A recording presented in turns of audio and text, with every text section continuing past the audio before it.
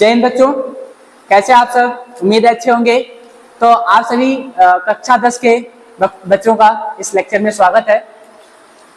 तो हमने पिछले लेक्चर में कुछ अपने आंकिक प्रश्न जो थे वो हल किए थे, ठीक है ना। आज के लेक्चर में हम पढ़ेंगे जो अम्ल और क्षार होते हैं ना, उनको पहचानता कौन है?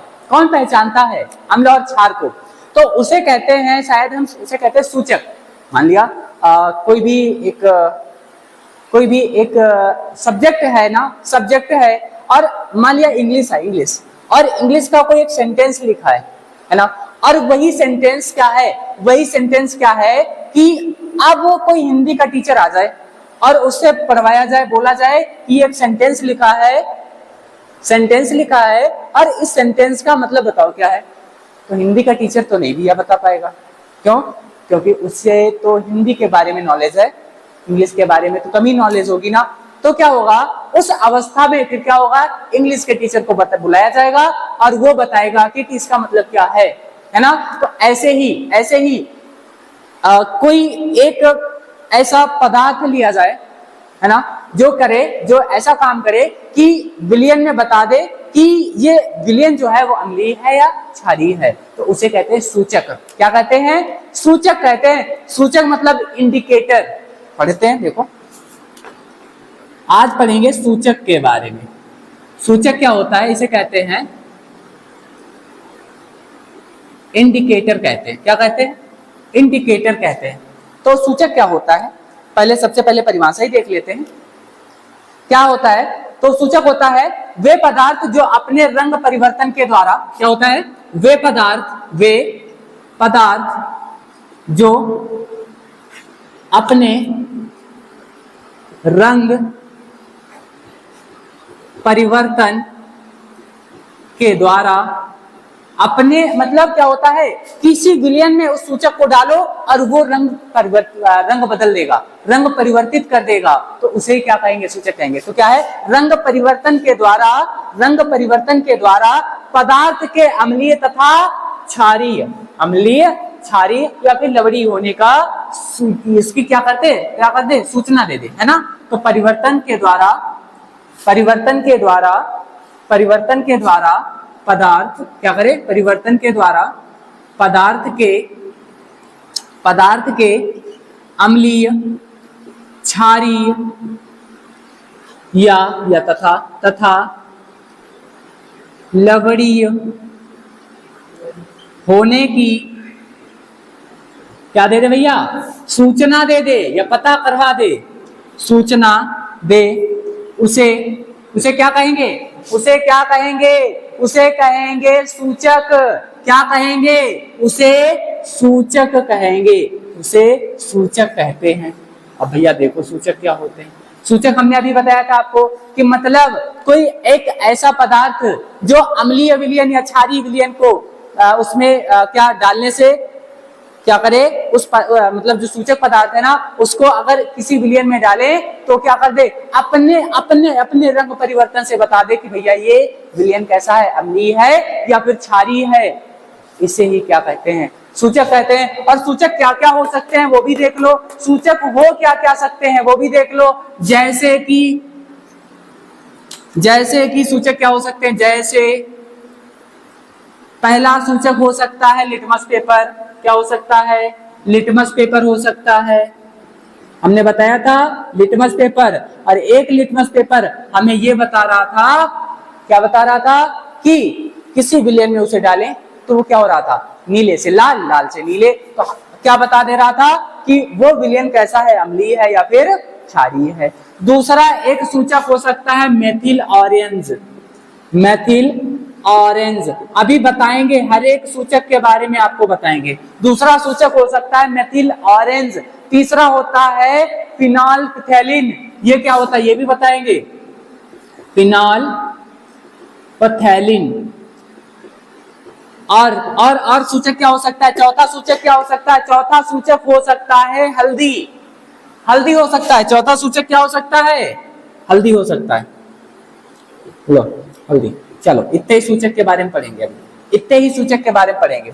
तो सूचक क्या होता है हमने बताया, विलयन के अम्लीय, क्षारीय या फिर लवणीय होने का पता लगाता है अपने अंदर खुद रंग बदल कर, उसे क्या कहते हैं, सूचक कहते हैं। और सूचक क्या क्या हो सकते हैं, ये आपके सामने दिए हुए ना, ठीक है।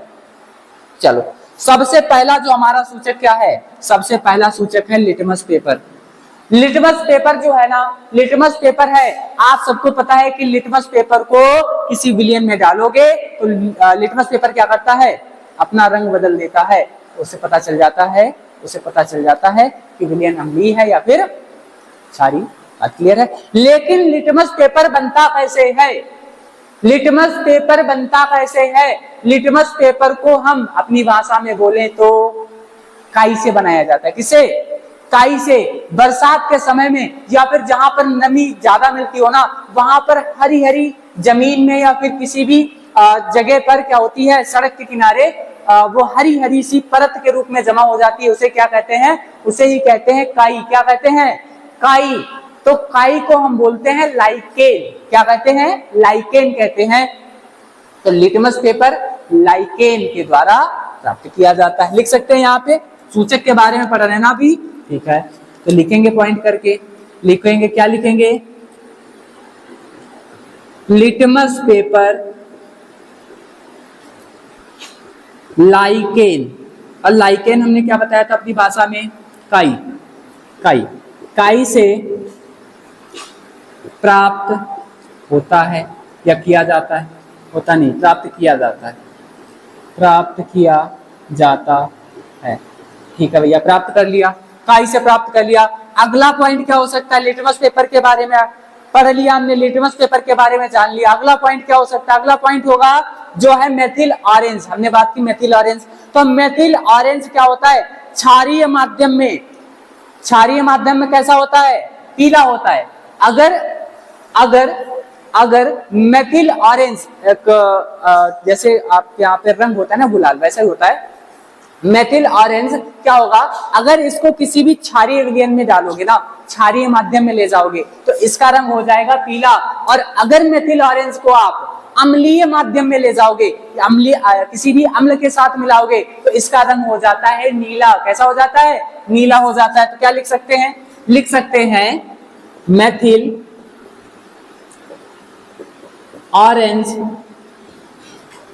क्षारीय माध्यम में, क्षारीय माध्यम में पीला तथा अम्लीय माध्यम में, अम्लीय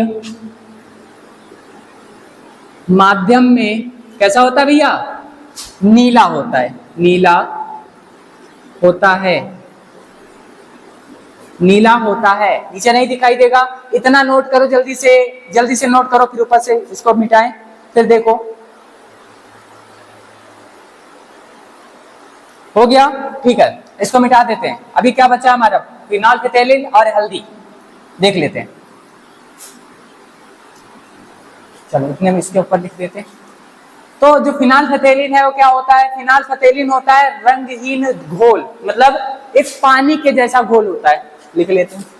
तीसरा पॉइंट क्या होगा, फिनाल फथेलिन, फिनाल फथेलिन एक रंगहीन घोल है।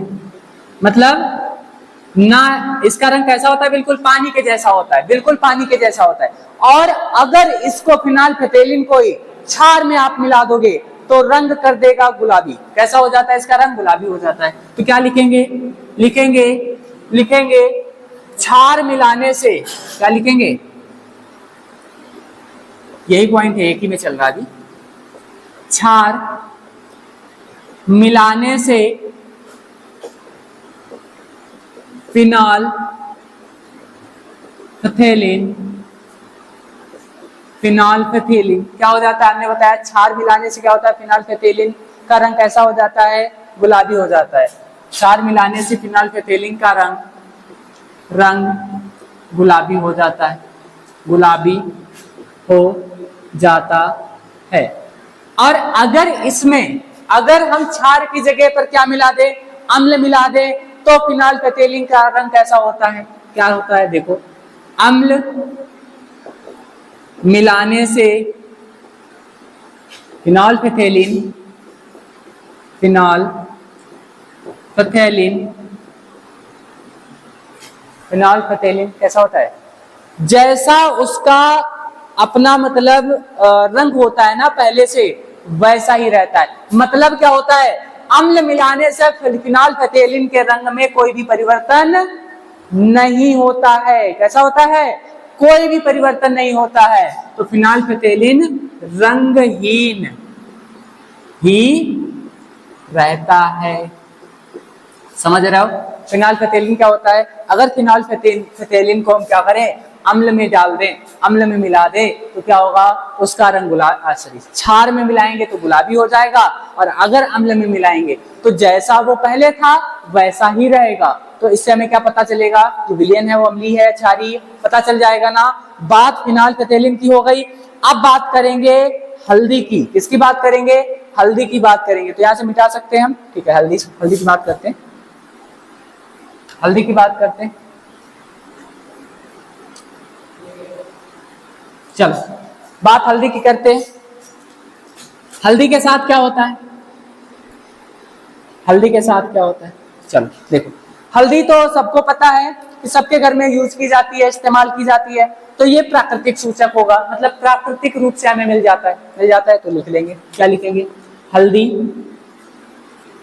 प्राकृतिक सूचक है। तो भैया अगर हल्दी प्राकृतिक सूचक है, हल्दी तो प्राकृतिक सूचक ही है। अब बताओ, आपने कभी घर पे एक्सपेरिमेंट किया? छोटा सा एक्सपेरिमेंट होता होगा, सबके घर पे होता होगा। कभी ध्यान दो, आपके घर पे कभी भी कोई पूजा पाठ या फिर अन्य कार्यक्रम होते होंगे पहले के समय में, जब क्या हुआ करता था? थोड़े से चूने पर, चूना आता था ना, चूना, और चूने पर थोड़ी सी हल्दी डाली जाती थी ना। तो क्या होता था? उस चूने का रंग हल्दी से क्या हो जाता था? परिवर्तन हो जाता था ना। और क्या बन जाता था? एक लाल जैसा कलर मतलब प्राप्त होता था ना। तो ध्यान से समझो, जो हमारा चूना होता है कैल्शियम हाइड्रोक्साइड होता है ना। और कैल्शियम हाइड्रोक्साइड क्या है? ये चाह रहा ना, मतलब क्या होगा? ये क्षार।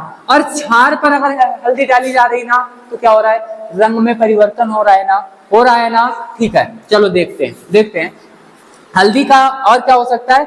हल्दी एक प्राकृतिक सूचक तो है ना। हल्दी का रंग वैसे तो पीला होता है ना। क्या लिख सकते हैं हम? हल्दी का रंग वैसे तो क्या होता है? पीला होता है। लेकिन इसमें लेकिन अगर हल्दी को किसमें डाल दिया जाए? किसी अम्ल में डाल दिया जाए। क्या कर दिया जाए? किसी अम्ल में डाल दिया जाए। यहां लिख सकते हैं, यदि हल्दी को किसी अम्ल में डाला जाए, बताओ कैसा रंग होगा? जल्दी से कमेंट करो। हम 20.5 सेकंड कुछ नहीं बताने वाले, आप कमेंट करोगे फिर बताओगे क्या होगा।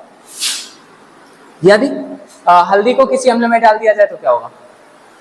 जल्दी देखो, बताओ, कमेंट करो, जल्दी बताओ, जल्दी कमेंट करके बताओ।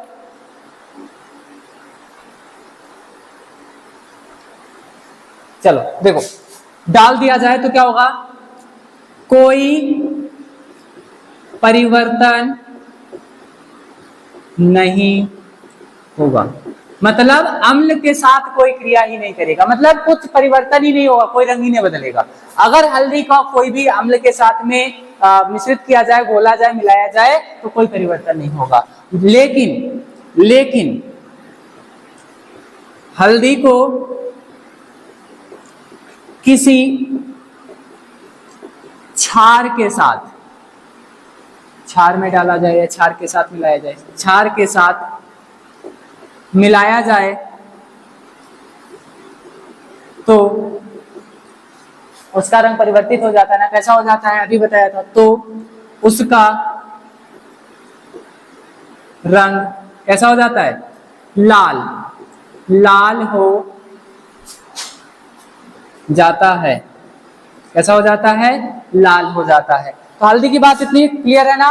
तो सूचक क्या होते हैं? जैसे अब देखो एक बार, सूचक क्या होते हैं? सूचक वो होते हैं जो किसी भी अम्ल या क्षार के विलयन में डालने से क्या हो जाए, उसमें वो क्या करें, खुद का रंग परिवर्तित कर लें, उसे क्या कहते हैं, उसे कहते हैं सूचक। और सूचक ना बहुत प्रकार के होते हैं, हमने देख लिया लिटमस पेपर, हमने देख लिया फिनोल्फिथेलिन, हमने देख लिया हल्दी, और भी हमने मेथिल ऑरेंज देख लिया, है ना। तो सब में क्या हो रहा, कुछ ना कुछ वो अगर किसी भी उनको क्या कर रहे हैं हम, किसी भी सूचक को, 4 प्रकार के सूचक देखे, किसी भी सूचक को हम अम्ल या क्षार के साथ अगर अभिकृत करवा रहे हैं या उसमें डाल रहे हैं तो क्या कर रहे हैं, वो अपना रंग परिवर्तित कर ले रहे हैं, है ना।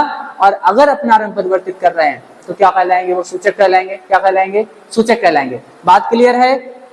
आज केवल हम सूचक ही पढ़ेंगे, अगले लेक्चर में हम लेके आते हैं caustic soda, plaster of Paris, है ना, या फिर बोल सकते हैं बेकिंग सोडा, है ना। इन सब को बनाने की विधि, रासायनिक गुणधर्म, भौतिक गुणधर्म, रासायनिक गुणधर्म क्या हो सकते हैं, इन सब के बारे में डिस्कस करेंगे। आज के लेक्चर में बस हम इतना ही रखेंगे, मिलेंगे नए लेक्चर में, जब तक के लिए जय हिंद।